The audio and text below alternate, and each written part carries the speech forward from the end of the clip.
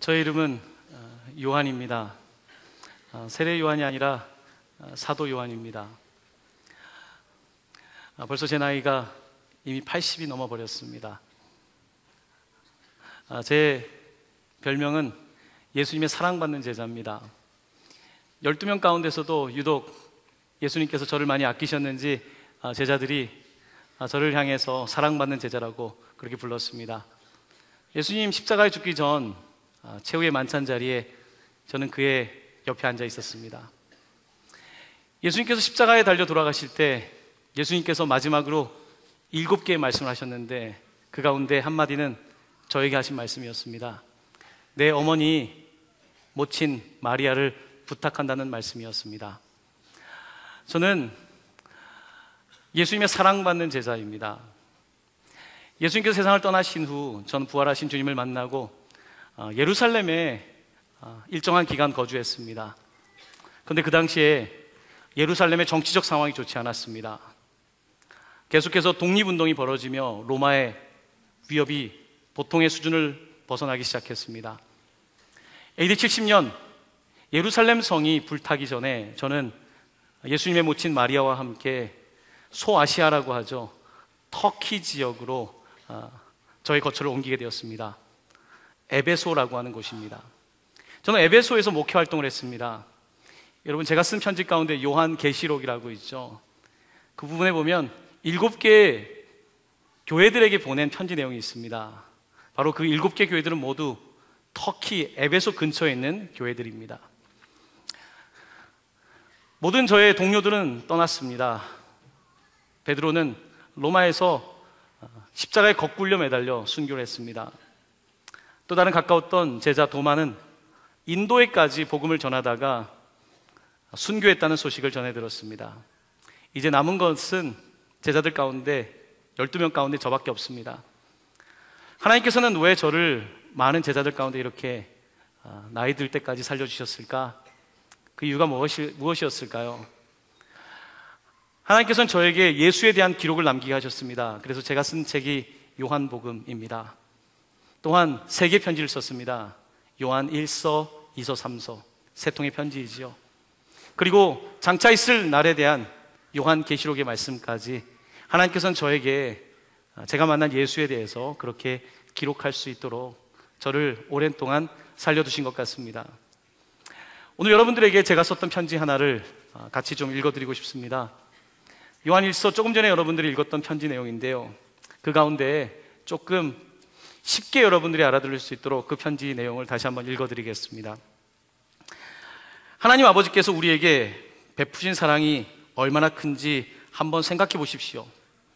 그 큰 사랑으로 우리는 하나님의 자녀가 되었습니다. 그러나 세상이 우리를 몰라보는 것은 그들이 아버지를 알지 못하기 때문입니다. 사랑하는 여러분, 이제 우리는 하나님의 자녀입니다. 장차 우리가 어떻게 될지는 아직 모르지만 예수님이 나타나시면 우리도 그분처럼 되어 그분의 참 모습을 보게 될 것입니다. 그리스도 안에서 이런 희망을 가진 사람은 누구나 예수님처럼 자신을 깨끗이 지켜야 합니다. 죄를 짓는 사람은 누구나 하나님의 법을 어기는 것이며 법을 어기는 그것이 곧 죄가 됩니다. 여러분도 알고 있는 대로 예수님은 죄를 없애려고 세상에 오셨으며 그분에게는 죄가 전혀 없습니다. 그분 안에서 사는 사람은 죄를 짓지 않습니다. 계속 죄를 짓는 사람은 그분을 보지도 못하였고 그분을 알지도 못한 것입니다. 아멘.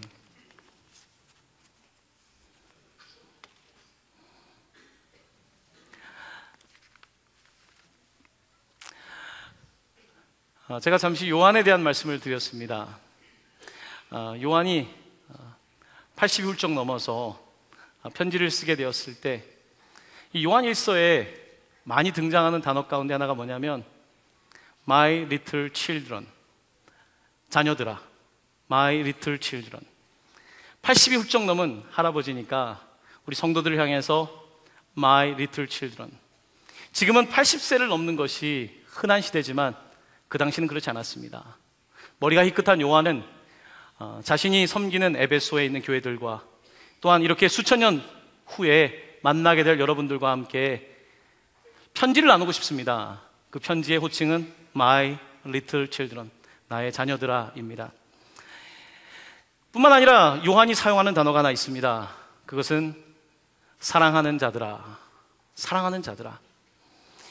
요한은 80세가 넘어서 신약 성경이 27권인데 그 가운데 사랑이라는 단어를 가장 많이 사용한 이 요한 서신을 쓰게 됩니다. 여러분 80이 넘으신 분들 이 자리에 계시겠죠. 여러분들은 여러분의 손자 손녀에게 또한 여러분의 아들 딸에게 주로 무슨 이야기를 하고 싶습니까? 무슨 이야기를 하고 싶습니까? 성공해라? 좋은 대학 가라? 돈 많이 벌어라? 그런 이야기 하고 싶으십니까? 내 삶이 얼마 남지 않았다면 나는 무슨 이야기를 할까요? 교회 전승에 의하면 요한이 나이 들어서 가장 많이 반복했던 표현이 있었다고 합니다. 그것은 나의 자녀들아 서로 사랑하라. 교회 전승은 이것을 기념하고 있습니다. 요한, 그는 나의 자녀들아 서로 사랑하라. 이 말을 끊임없이 반복했다라고 말씀하고 있습니다. 사랑하는 성도 여러분, 우리는 하나님의 사랑받는 자녀들입니다. 우리는 하나님께서 사랑하신 바로 그 사람들입니다. 하지만 세상을 살면서 우리는 하나님께서 하신 그 말씀의 의미들을 놓치게 되는 것을 보게 됩니다. 제가 오늘 그 성경을 읽으면서 좀 와닿았던 구절이 있었습니다. 2절 말씀인데요, 오늘 설교의 주제이기도 합니다. 참 모습이라고 하는 단어가 눈에 익었었는데요, 여러분 한번 성경을 한번 펴보시길 바랍니다. 성경을 피신 다음에 여러분들 한번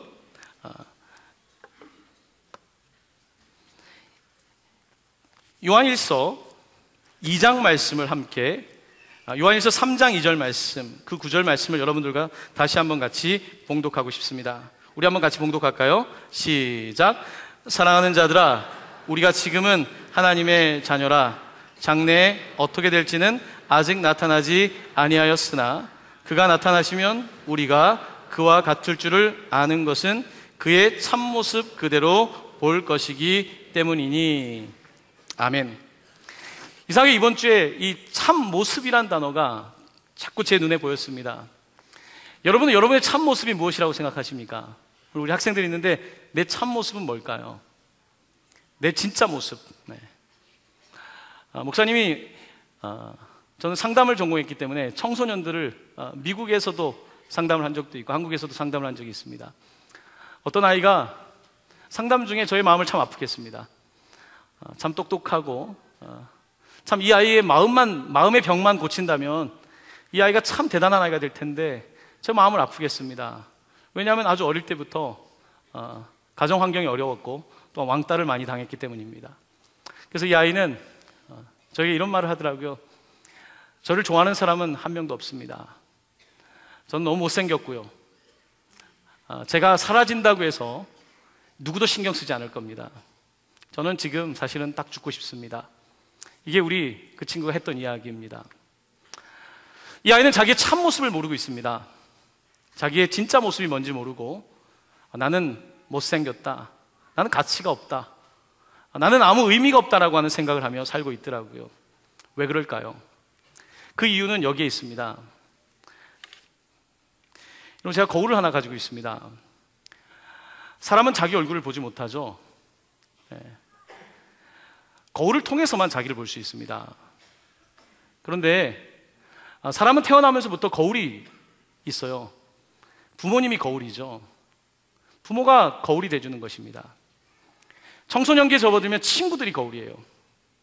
친구들이 나에게 뭐라고 하는지 그 비춰진 모습이 나라고 생각하고 살아갑니다. 제가 말씀드렸던 그 아이는 자기의 모습이 못생겼고 사랑받지 못하고 난 아무것도 아니라고 생각한 거예요. 왜 그랬을까요? 이 학생을 비춰줬던 거울이 깨져 있었으니까. 이 아이의 모습을 보지 못하겠던 거죠. 이 아이가 잘못된 것이 아니라 거울이 잘못됐던 것이죠. 이 비춰진 모습을 보여주는 거울이 잘못된 것입니다. 그래서 저는 이제 상담을 하면서 그 잘못된 거울을 좀 버리고 진짜 거울로 자기를 보는 것, 이것이 늘 제가 품고 있는 마음입니다. 어떻게 하면 내 참모습을 볼 수 있을까요? 여러분, 세상에 나가면 내 참모습에 대해서 사람들은 말하지 않습니다. 사람들은 내가 못하는 것을 이야기하고, 내가 부족한 것을 말하고, 나는 가치가 없다고 말하는 것이 세상이 우리에게 가르쳐주는 방법입니다.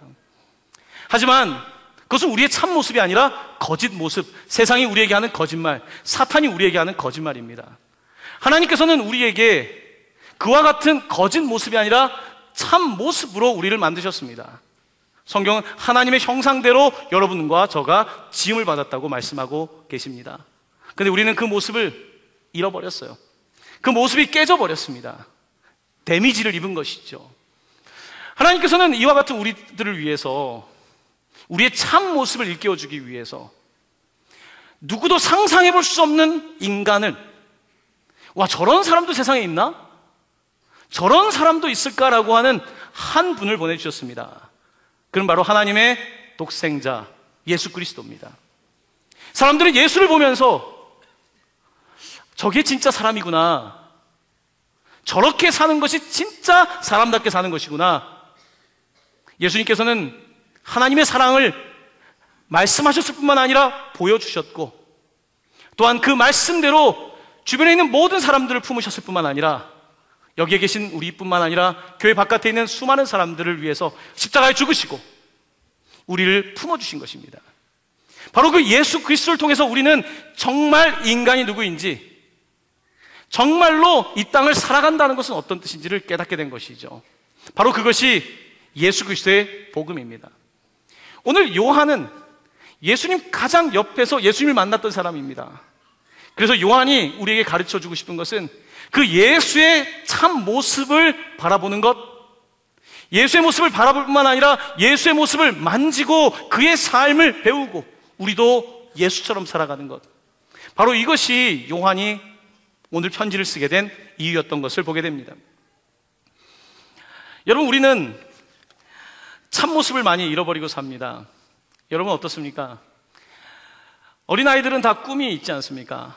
근데 언제부터인가 우리의 꿈들이 사라지기 시작하고, 언제부터인가 그냥 나답게 살지 못하고 저 사람처럼 살고 싶다, 저 사람처럼 나도 살고 싶다라는 생각을 하기 시작합니다. 하나님은 이 세상에 누구도 똑같이 만들지 않았는데 언제부터인가 우리는 세상의 거울을 보면서 나도 저렇게 살고 싶다라고 생각을 하는 것이죠. 하나님께서는 그와 같은 우리들에게 오늘 참 모습, 바로 여러분 자신의 모습을 다시 깨닫고 살기를 원하고 계시는 것입니다. 우리 옆에 있는 분들 한번 좀 바라보실까요? 잠시. 우리 학생들 옆에 있는 사람 한번 보십시오. 어때요? 좀 어떻습니까? 예쁩니까? 근데 왜 예쁜데 왜 넌 못생겼어 라고 말합니까? 요즘 아이들이 하는 말을 보면 반대로 이야기하더라고요. 너는 멋있어 라고 말해야 되는데 너는 찌질해, 반대로 표현하더라고요. 여러분, 우리가 하나님께서 주신 이 아름다운 참 모습이 있는데 왜 우리가 그렇게 살지 못하는 것일까요? 언제부턴가 우리 하나님께서 우리에게 주신 사랑을 잃어버리기 때문이 아닐까 생각을 합니다. 성경은 예수님에 관해서 이렇게 말씀하십니다. 예수님께서 세례를 받으실 때 하늘 문이 열리고 하늘에서 음성이 들렸습니다. 너는 내 사랑하는 아들이요 내가 너를 기뻐하노라. 예수님은 자기의 참 모습이 하나님의 아들이라고 믿고 사셨습니다. 예수님께서 또 십자가에 달려 돌아가시기 전에 변화산이라는 곳에 오늘 이 글을 기록한 요한을 포함해서 베드로, 야고보를 데리고 올라갔습니다. 그때 하늘에서 또 목소리가 들렸습니다. 이는 내 사랑하는 아들이니 그의 말을 들으라. 예수님의 참 모습은 바로 하나님의 자녀라는 사실입니다. 오늘 우리가 축복성을 함께 불렀는데요, 여러분과 저의 참 모습은 무엇인가? 바로 하나님의 사랑받는 아들, 딸인 것입니다. 당신은 사랑받기 위해 태어났다. 요한은 당신들은 나의 사랑하는 자입니다. My little children. 내 자녀들처럼 여러분들은 하나님의 사랑 안에 있는 아들과 딸입니다. 오늘 이렇게 요한은 우리에게 설명하고 있는 것입니다. 하나님께서 여러분을 사랑하십니다. 하나님께서 여러분을 진심으로 사랑하십니다. 그 사랑을 우리가 받아서 그 사랑으로 살면 참 좋을 텐데 세상이 그렇게 만만하진 않은 것 같습니다. 우리는 그래서 사랑을 저버리고 자꾸 다른 것을 하면서 살아가려고 하는 그와 같은 모습을 갖게 됩니다. 제가 좋아하는 중국계 미국 목사님이 하나 있습니다. 그는 많은 책을 써서 상당히 유명해지기도 했지만 그의 스토리가 재미있습니다. 그의 이름은 프란시스 첸입니다. 끝에 이름은 첸, 프란시스 첸입니다. 그가 쓴 책 가운데 수백만 권이 팔린 Crazy Love라는 책이 있습니다. 여러분, crazy란 말을 언제 씁니까? 미쳤다라고 하는 표현을 과하게 표현하는 거죠. Crazy Love. 그 책에서 프란시스는 하나님의 사랑이 얼마나 crazy한지, 나를 향한 하나님의 사랑이 얼마나 대단한지, 자기의 아들까지 죽일 정도로 하나님의 사랑이 얼마나 대단한지, 또한 그 crazy love, 하나님의 사랑을 받은 사람으로 어떻게 살아가야 되는지, 그리스도인의 사랑이 무엇인지, 그런 이야기를 그의 책에서 쓰고 있습니다. 언제부터 그가 하나님의 사랑을 알았을까요? 그는 겉으로 보면 늘 웃고 늘 에너지가 많은 사람인데 그의 전기는 그렇지가 않습니다. 그의 그 조상들은 중국 사람들의 미국 이민 역사가 가장 깁니다. 아시아권에서는. 그의 이제 할아버지, 할머니들은 아마 그 홍콩에서 미국으로 이주를 한 것 같습니다. 이제 미국에 살면서 이제 아버지가 어머니와 결혼하고 아이를 출산하는 과정에 안타깝게도 어머니가 세상을 떠났습니다. 태어나자마자 어머니가 없었던 거죠.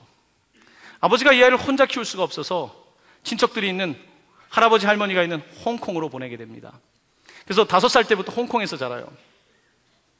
근데 그 사이에 이제 아버지가 새로운 분을 만나서 결혼하게 되었고 아들을 부릅니다. 8살부터 같이 사는데 그의 나이 9살 때에 새어머니가 교통사고로 돌아가시게 됩니다. 10살도 되기 전에 2번 어머니를 잃어버린 것이죠. 근데 이제 아버지는 능력자였던 것 같아요. 또 3번째 결혼을 하게 됩니다. 3번째 결혼을 하고 나서 안타깝게도, 그런데 그의 나이 12살 때에 아버지가 암으로 세상을 떠나고 맙니다. 13살이 되기 전에 부모님 3분을 잃어버린 것이죠. 프란시스 첸은 자기의 삶이 텅 빈 것 같은 거죠. 아니, 평범한 아버지가 없다는 것, 평범한 어머니가 없다는 것이 얼마나 아픈지. 아마 여기도 그런 분들이 계실 겁니다. 어린 시절 가족 조사하면 아버지가 혹은 어머니가, 누군가가 비어있는 그 마음을 누가 헤아릴 수 있겠습니까? 프란시스 첸은 그와 같은 상황들 속에서 아마 많이 방황했던 것 같습니다. 하지만 그는 청소년 시절 하나님을 경험하기 시작하며 하나님에게 푹 빠지게 됩니다. 그는 하나님께 자기의 인생을 바치며 내 삶의 그 빈자리를 채우시는 그리스도의 사랑 때문에 그는 새로운 인생을 경험하게 됩니다. 그가 설교하는 것을 보면요, 제가 이제 미국에 있을 때 그의 설교를 직접 앞에서 들은 적이 있는데, 여러분, 사랑이라고 하는 것이 논리적으로 설명되는 것이 아니라 사랑은 표정에서, 그의 삶에서 드러나지 않습니까? 그의 설교는 굉장히 액션이 큽니다. 하나님의 사랑을 표현하려고 하다 보니까 이게 말로만 되지 않아서 그는 몸으로 하나님의 사랑을 표현하며 하나님이 얼마나 우리를 사랑하시는지, crazy love, 그는 그 사랑에 대해서 증언을 하더라고요. 아마 그의 삶에 텅 비어있는 부분들을 채우신 하나님의 사랑이 그를 더 변화시켰던 것이죠. 저는 그의 설교를 들을 때마다 나도 저렇게 설교를 하고 싶다는 생각을 합니다. 근데 아쉬운 건요, 저는 부모님이 다 살아계시고, 아쉬운 게 아니죠.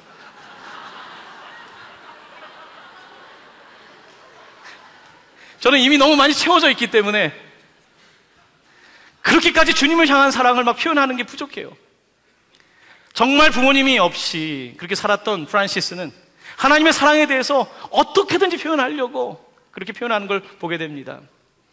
여러분, 사랑한다는 것 뭡니까? 사랑한다는 것은요, 세상에 가장 가치 있는 것입니다. 내가 가지고 있는 어떠한 물질보다도, 어떠한 성공보다도 무엇도 환원시킬 수 없는 바로 그 가치가 사랑인 것입니다. 그래서 요한 사도는 우리가 잘 아는 말씀, 하나님은 사랑이시라, 이 말을 쓴 것이 바로 요한입니다. 하나님은 사랑이시라, God is love. 바로 요한이 경험했던 하나님은 바로 사랑이며, 그는 그의 인생 후반부에 My little children, 나의 자녀들아, love each other, 서로 사랑해라, 이 외에는 어떠한 것도 우리의 삶을 온전하게 할 수 없다라고 끊임없이 고백하면서 우리에게 도전하고 있는 것을 보게 됩니다. 사랑하는 성도 여러분, 사랑하는 것이 쉽지가 않습니다. 사랑하면 얼굴이 바뀌어요. 제가 예전에 이제 상담을 할 때 막 상담을 하는데 이 자매가 얼굴이 막 밝아지는 거예요. 상담을 받으면서. 저는 내가 상담을 되게 잘하나 보다. 역시 나는 훌륭해. 이런 생각을 했었습니다. 근데 상담을 계속 하다 보니까 이 자매의 얼굴이 좋아하는 이유가 있었어요. 최근에 남자친구가 생긴 거예요. 내가 상담을 잘해서 그런 게 아니라 사랑하는 사람이 생긴 거예요. 그래서 그렇게 얼굴이 밝은 거예요. 제가 처음 만났을 때 그런 얼굴이 아니었는데 너무 순식간에 얼굴이 바뀌어 있더라고요. 여러분, 사랑하는 사람들 보면 얼굴이 다르죠. 오늘 우리 요한일서 3장 2절을 보면요, 이런 구절입니다.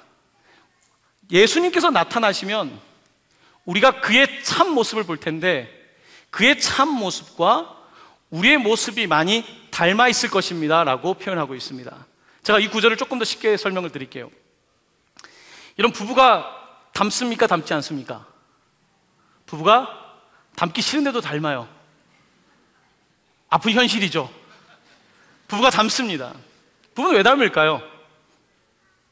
같이 밥을 먹고 같이 삶을 나누고 서로가 거울이기 때문에 그래요. 자기의 얼굴을 보지 못하는데 세상에서 가장 많이 보는 게 부부입니다.